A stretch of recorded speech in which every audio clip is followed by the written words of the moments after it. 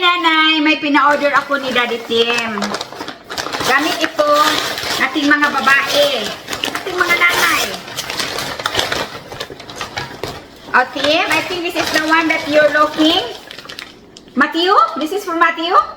Oh, Yeah?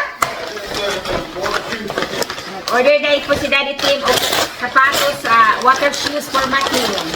Ito nga, kaya na niya. Wala man na nag-ingon sa kuha. Let's hear ha. Okay, I need that one too. This The one? scissor. Oh.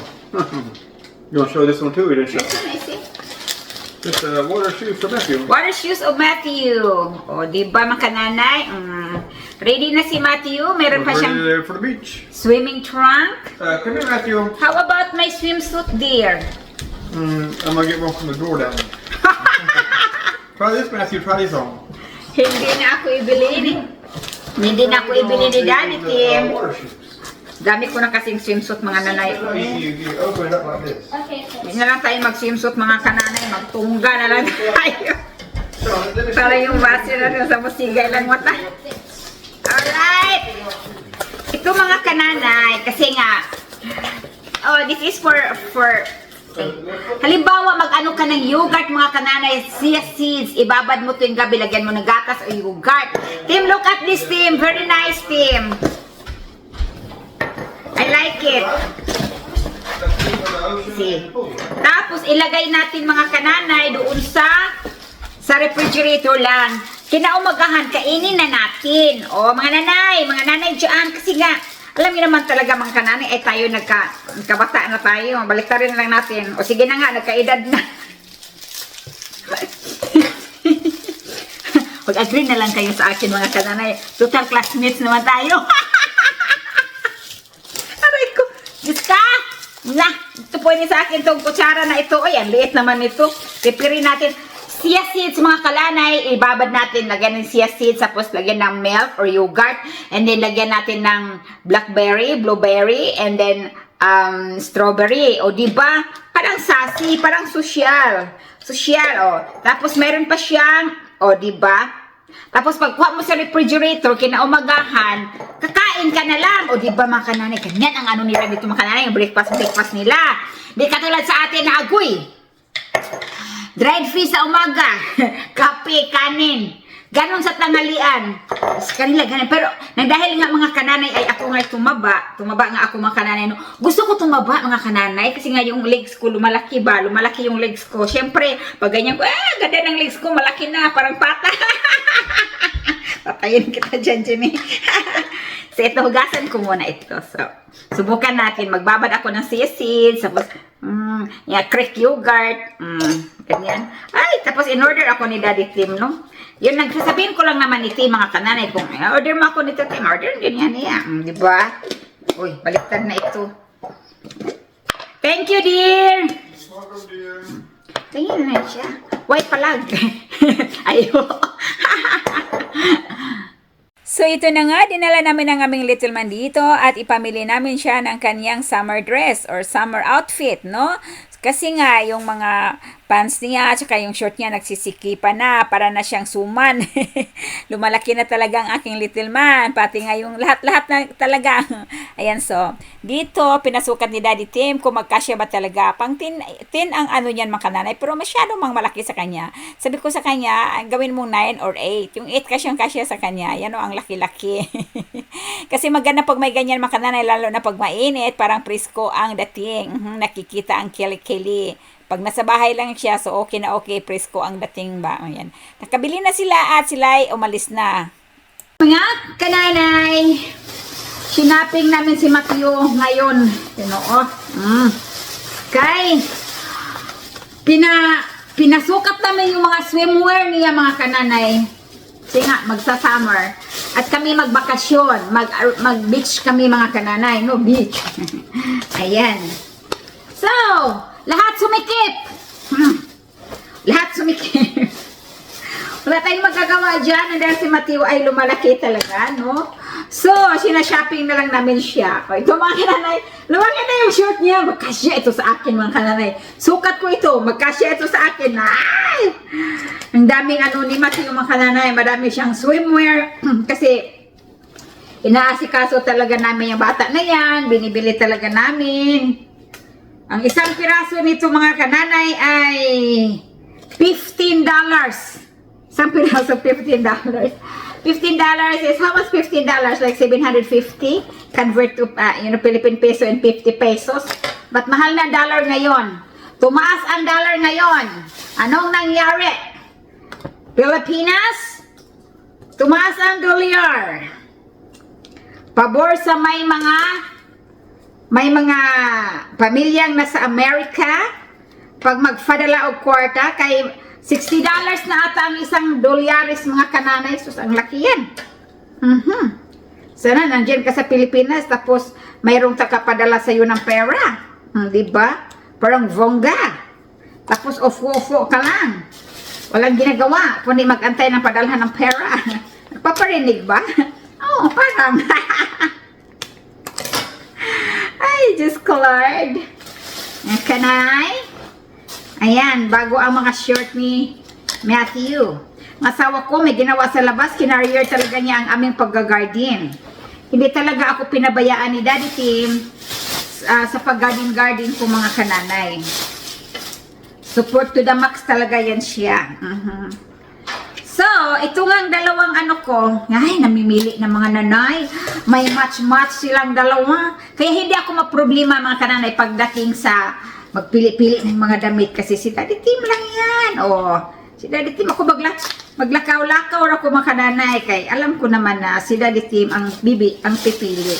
At saka si Matthew, di ba? So relaxing lang ang nanay pero pag makita mo yung bill, siga po ng mata. Relax mga kananay tapos pag may bill ng mga kananay yan, doon na tulala ka na. Wala nang mura ngayon. Sus, magkano ba ito? Ito isang shorts.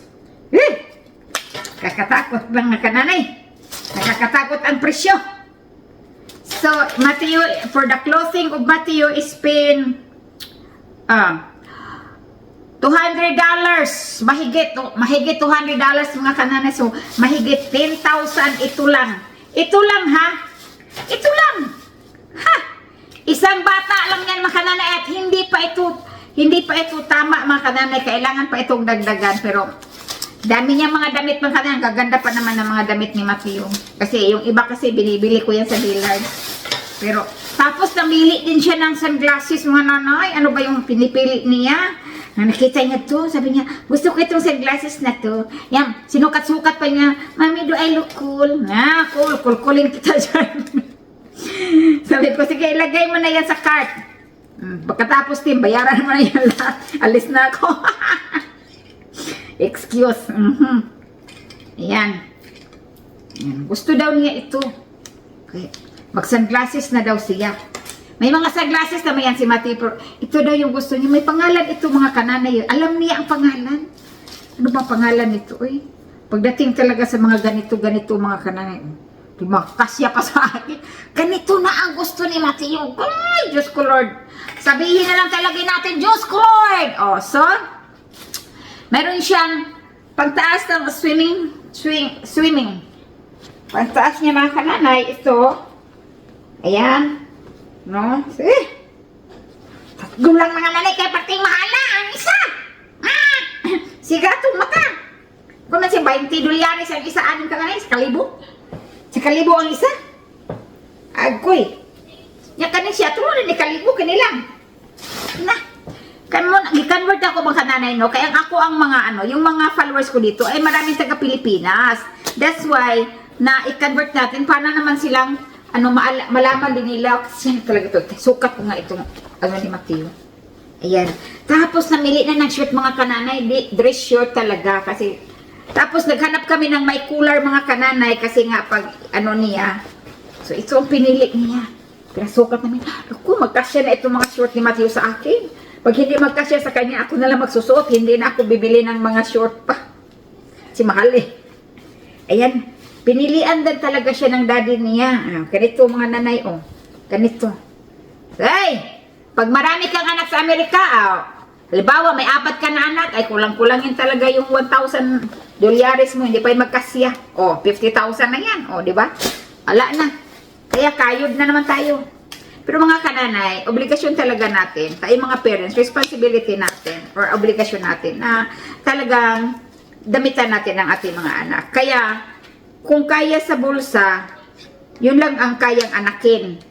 Kasi parang hindi tayo mamorhisyo ng ibang tao, no? Kasi ikaw anak-anak, gawa-gawa ka ng bata, tapos hindi, ano mo ang obligasyon mo doon sa ibang tao. Binili rin namin ng socks kasi pati, ang dami niyang socks mga kananay, kaso lang, lumiit na sa kanya. Wala na mga kananay yun, bibinata na yung anak ko.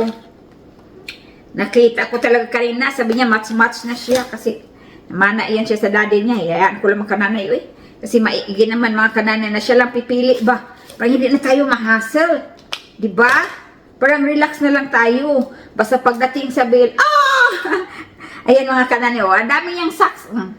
Yan. Tapos, mga kananay, hindi lang talaga yung socks, mga kananay. Binili rin namin pumili. Natawa ko kanina. Kasi daw, breathable daw na brief. May pinili ako. Sabi ko, magkasya yan. Tapos, namili sila ng breathable. Sabi ko, iniwanan ko muna sila. Sabi ko, una lang muna mag-bathroom muna ako kasi ihi na ako. Breathable daw kinuha nila mga kananay.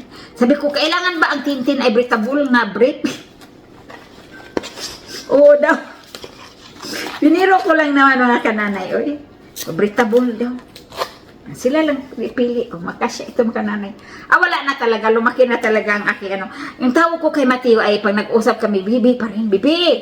Ganyan. Sabi ni Tim, big boy mami, big boy. Goy. Pa-big boy naman talaga. Nya 5 raman ni kabuok mga kananay. Kuwang pa ni. Inaku Mateo, adlaw-adlaw, ibuhang labhan ni mong mga ano talaga ako mga kananay, may trip talaga ako. Breathable daw, kasi ito ang gusto kay breathable daw. Ayoko din naman na masigip sa kanya. Ang dami niyang brief mga kananay, kasi binibili ko talaga yun, ang dami. Kaya lumiliit na. Ayoko naman na masigip sa kanya, ay dagdagan pa ito, kulang pa ito. Sila na namili nito. Sana inano na lang ito, dinalawang ano. Yun lang mga nanay no, Brooknas na na Jeannie. So, dadalhin ko na ito sa laundry room at ilundry siya. Pagkatapos itupi, ready to use.